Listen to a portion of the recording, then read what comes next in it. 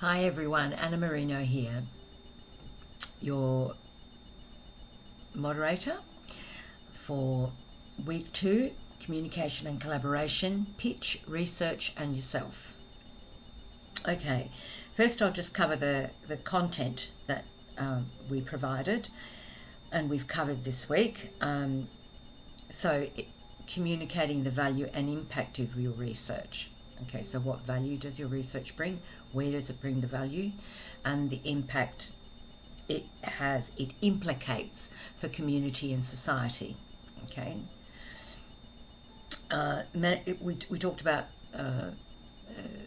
stakeholders, managing stakeholder communications, and also stakeholder expectations. And yes, I do have my notes, thank you.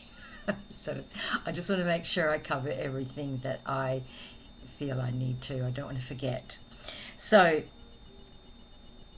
it is important, stakeholder communications do need to be managed. So in the content we had, the different forums, which mediums would you choose, support for public speaking, videos to support and help you understand communication from a perspective of interpersonal communication, non-verbal communication, and body language, and how the importance of those aspects of communication in terms of presenting your message, presenting your research, and for greater understanding on the part of the listeners.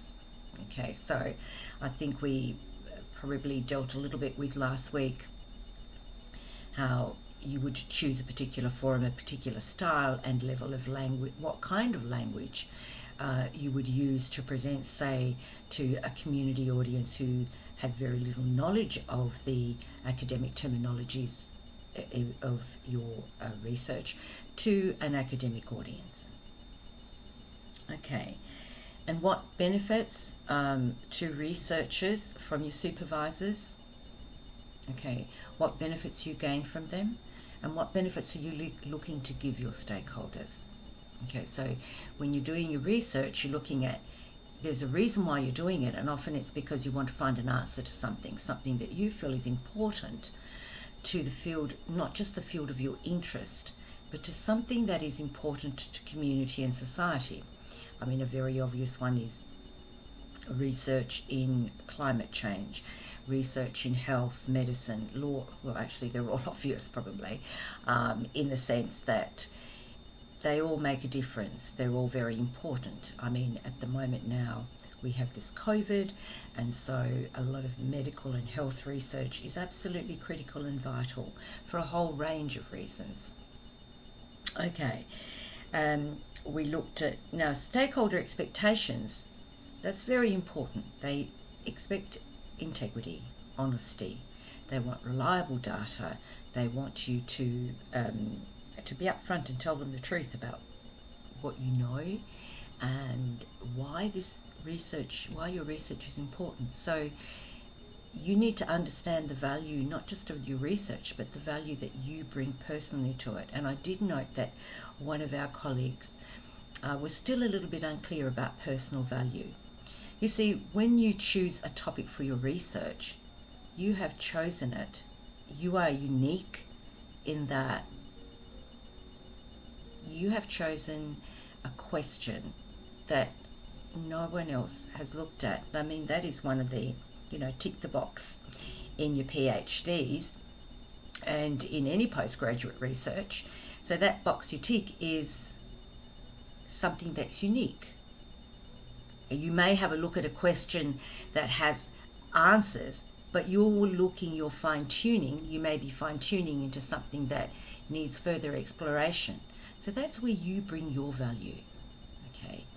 And your passion, your particular kind of passion to the subject, the way you communicate it, your intellectual capabilities in terms of, because we're all different intellectually. Some of us see things more globally, others see more, like they like to kind of burrow in and look at the minutest of details in different ways. So Just remember, you bring something that no one else has brought or will bring. Okay, keep going. Effective communication. Listen, listen, listen. Listening interacts with body language in that, my body language, I hope, is saying that I'm really enjoying this and I've engaged in providing you this wrap-up session for the week's learnings, and how my body language in presenting that to you could be different to yours. And as one of our colleagues noted, body language is also culturally bound. Now you see I use my hands, and that may indicate that I have a Mediterranean background, which it does because I have an Southern Italian background. So, and you learn from when you're very early age children how to communicate your feelings, how to communicate those emotions. And of course we also learn how to temper them and deliver the message we want to deliver in a way that our audience will not just understand what we're saying, but understand the importance of it, understand the impact that it has made on us. And that's why we're investigating it, which is great. Okay, so listening, how we hold ourselves when we listen, our tone of voice, the fact, eye contact, etc. All these things that we do, all give an indication to our listeners as to how engaged we are. Okay, now preparing skills for public speaking, presentations, of course, all those things that we need to do before a presentation. Make sure we know our notes. Some of you are saying, you sort of read them and you make sure that you basically know them without having to look at their notes. Like me, constantly looking at my notes, it's fine. I'm quite comfortable doing it the way I do, and I hope that you do too. So it's developing that confidence, and how we develop that confidence is by actually being prepared. That's part of developing the confidence.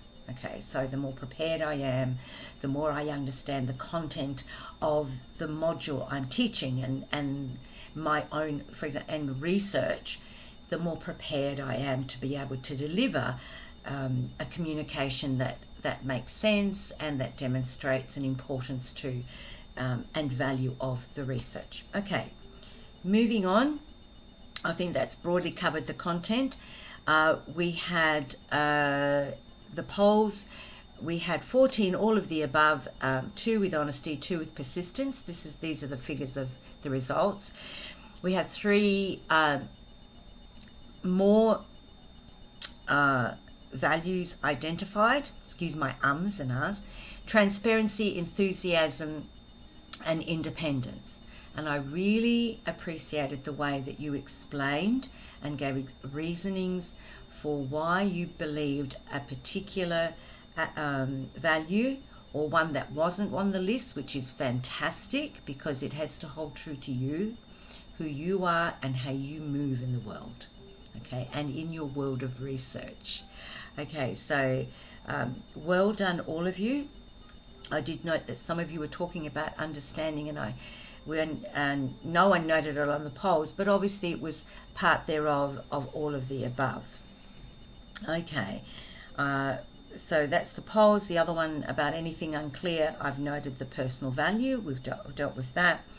The highlights in your discussion, well, I think I've also alluded to that, the fact that I really enjoyed the way that you explained why the reasons you chose the specific values and how you communicated that.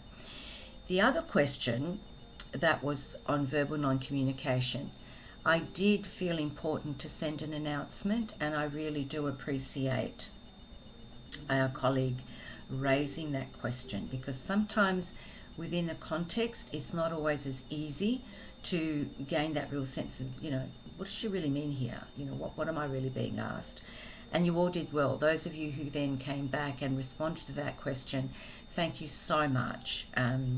It helped me feel a bit more comfortable and confident that you do understand what we're talking about in nonverbal communication.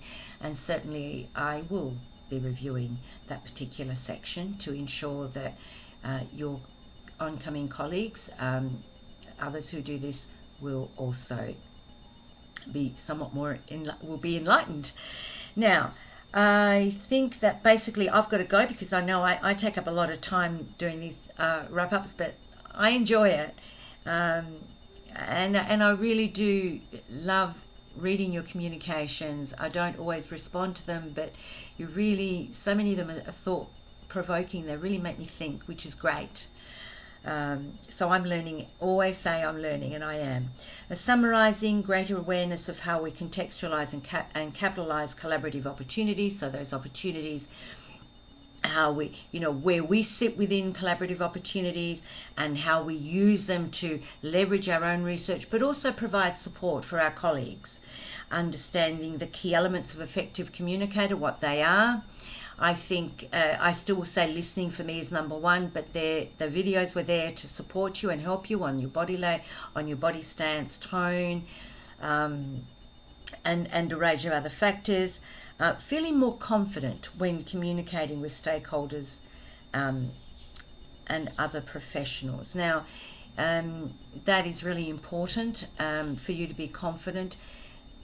And I think that the only way we can grow our confidence is to feel that we belong to this research academic community, we belong to the world of research, we belong in collaborative environments, and we have a contribution to make that is unique. And I know I've said that a lot, but it is true. We all have a unique contribution to make, as you make when you communicate with all of us and the colleagues on the online discussion. Your contribution is unique in its own way, and I appreciate it. I've got to go because I've really overrun my time. Thank you so much. Really looking forward to week 3. And before I forget, the most important thing for me now with week 3 is that we've got a Q&A Zoom session. Please check the information that Alexandra sent through. Please lodge some questions, and I hope as many of you will participate as possible. And we'll be able to see each other and just have hopefully a vibrant discussion about communication and collaboration across the board. But anything specific, please make it known to us. And have a great weekend. Stay safe, and thank you so much for listening. Bye.